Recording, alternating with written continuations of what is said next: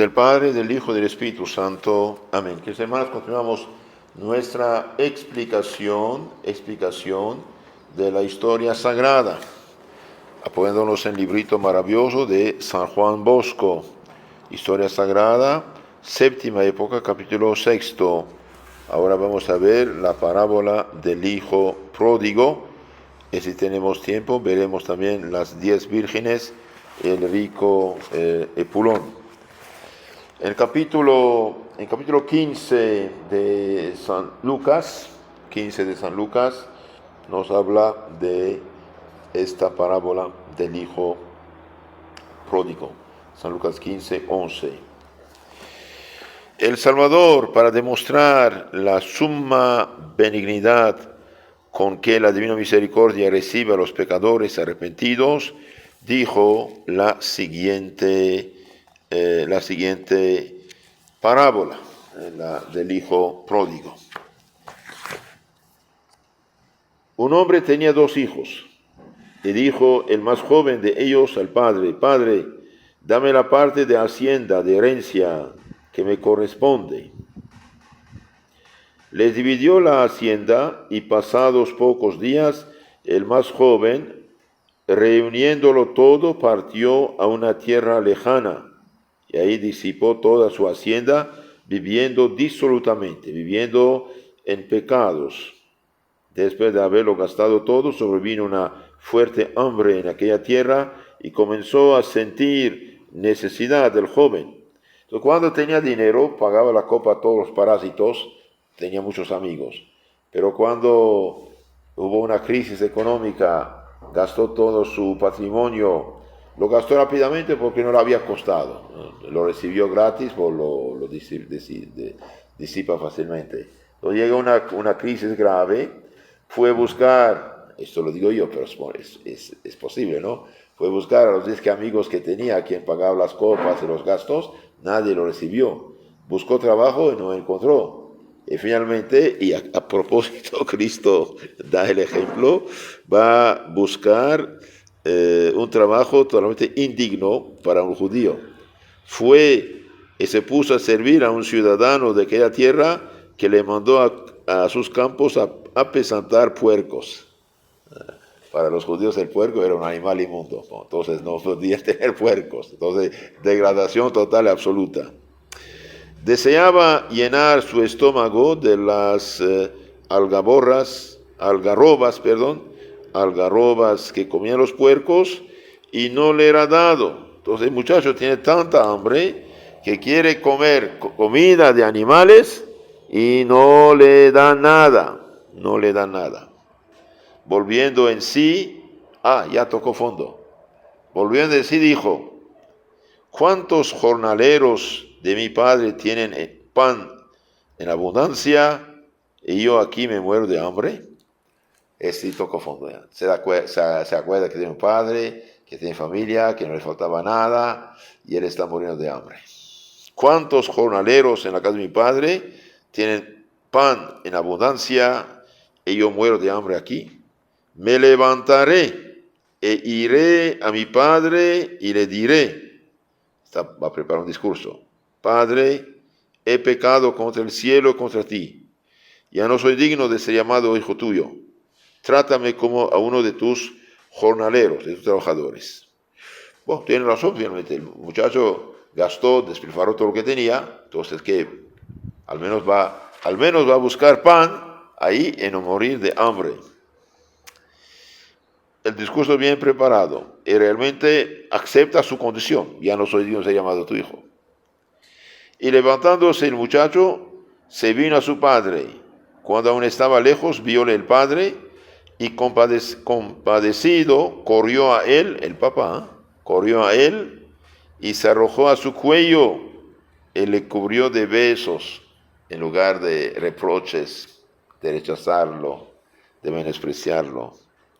Díjole el hijo: Padre, he pecado contra el cielo, contra ti, ya no soy digno de ser llamado hijo tuyo. Pero el padre dijo a sus criados: Pronto, traed la túnica más rica y vestídsela. Poned un anillo de hijo de familia en su mano y unas sandalias a sus pies. traed un becerro bien cebado y matadle, y comamos y alegrémonos, porque mi hijo, que había muerto, ha vuelto a la vida, se había perdido y ha sido hallado. Y se pusieron a celebrar la fiesta. Entonces ustedes ven que el padre no lo rechaza para nada, no le hace ningún reproche, al contrario, hasta va a hacer una fiesta de alegría. Veremos por qué. Pero mientras, el hijo mayor se hallaba en el campo, y cuando de vuelta se acercaba a la casa, oyó la música y los coros, y llamando a uno de los criados, le preguntó qué era aquello. Él le dijo: ha vuelto tu hermano, y tu padre mandó matar un becerro gordo, porque le ha recobrado sano. Aquí este servidor hace un poco chismoso también, ¿eh? Pregunta, entra y vaya, pregunta a tu padre, vaya, ¿para qué hace ese comentario? ¿Sí? El hijo le dijo, el hijo mayor se enojó y no quería entrar, pero su padre salió y lo llamó. Él respondió y dijo a su padre, con tono de reproche: hace ya tantos años que te sirvo sin jamás haber traspasado tus mandatos, y nunca me diste un cabrito para hacer fiesta con mis amigos. Y al venir este hijo tuyo, ya no lo llama hermano, al venir este hijo tuyo, que ha consumido su fortuna con meretrices, le matas un becerro cebado. Él le dijo: hijo, tú estás siempre conmigo y todos mis bienes son tuyos. Mas era preciso hacer fiesta y alegrarse, porque tu hermano estaba muerto y ha vuelto a vida, se había perdido y se ha sido hallado vivo. Es ¿cómo se llama? La parábola del Evangelio. Veamos poco a poco ahora, unas explicaciones. ¿A quién representa el Padre? A Dios. Al hijo pródigo, al hombre pecador.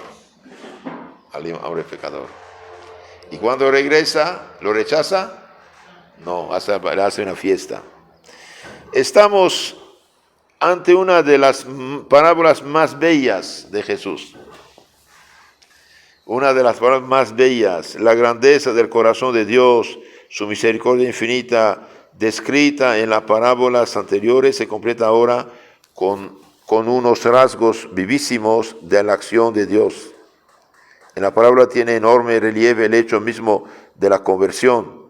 El proceso de la conversión y de la penitencia fue descrito maravillosamente por Jesús en esta parábola llamada Hijo Pródigo, cuyo centro es el Padre misericordioso. El Padre misericordioso. La fascinación de una libertad ilusoria, mentirosa, el abandono de la casa paterna, la miseria extrema en la que el hijo se encuentra tras haber dilapidado su fortuna, la humillación profunda de verse obligado a presentar cerdos, peor aún, la de desear alimentarse de la comida que comen los puercos, la reflexión sobre los bienes perdidos, el arrepentimiento y la decisión de declararse culpable ante su Padre, el camino de retorno, la acogida generosa del Padre, la alegría del Padre, todos estos son rasgos propios del proceso de la conversión. Las mejores vestiduras, el anillo y el banquete de fiesta son símbolos de una vida nueva, pura, digna, llena de alegría, que es la vida del hombre que vuelve a Dios y al seno de su familia, que es la iglesia. Entonces aquí, estas vestiduras, banquete, anillo, son símbolo de una vida pura, en gracia, digna, llena de alegría, del hombre nuevo, arrepentido, de su regreso a la casa del Padre, que es la iglesia. Solo el corazón de Cristo, que conoce las profundidades del amor de su Padre, pudo revelarnos el abismo de su misericordia de una manera tan llena de simplicidad y de belleza. Entonces Dios nunca rechaza un corazón arrepentido. Hace falta decirlo 1000 veces a los pecadores: si usted hizo mal, si usted estuvo en peligro de caer en infierno eterno por el pecado mortal, pero sean lo que sean tus pecados, si usted se arrepiente, se confiesa, tiene firme propósito de enmienda, y bien, una sola absolución dada en nombre del Padre, del Hijo y del Espíritu Santo, todo queda borrado y perdonado. Realmente es algo maravilloso. La parábola, muy sencilla en su profundidad, se narra desde tres perspectivas: la del hijo menor, la del padre y la del hijo mayor. La historia del hijo menor es casi un modelo de proceso del pecador. Él abandona la casa paterna. Toda persona que hace un pecado mortal, y bien da la espalda a Dios, sale del camino.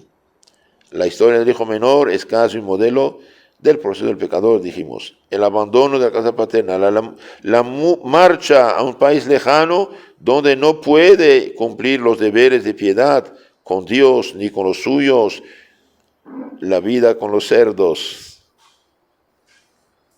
Sí, San Clare dice en su libro Explicación de los ejercicios espirituales de Santo Ignacio, dice: un alma en pecado mortal y un demonio se parecen en diformidad. Si viéramos un alma en pecado mortal, con los ojos del cuerpo haríamos paro cardíaco.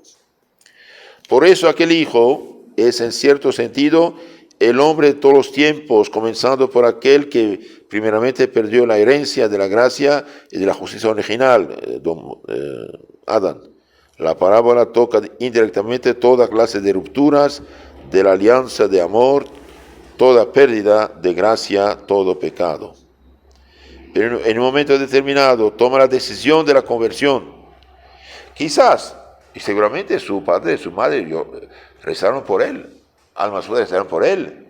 Entonces una persona que está en pecado es una persona que cae en un pozo profundo, se rompe la columna, no puede salir. Claro, él tiene que gritar, pero también cuando alguien llega a socorrerlo, bajando una cuerda, por ejemplo, él tiene que amarrarse, colaborar. Y quizás hoy dice no, mañana que sí. Entonces nunca desanimarse. Nunca dar una alma en pecado por perdida. Nunca. ¿Por qué? Porque hoy dice no, mañana que sí. Seguir pidiendo, ¿no? Seguir pidiendo. Esa decisión del hijo pródigo se compone de varias acciones. El hijo sabe que no solo ha ofendido a su padre, sino también a Dios. Y sobre todo es consciente de la gravedad de su pecado. En el centro de la conciencia del hijo pródigo emerge el sentido de la dignidad perdida, de aquella dignidad que brota de la relación del hijo con el padre. Con esa decisión emprende el camino. Padre, ya no soy digno de ser llamado tu hijo, tómame como un trabajador tuyo.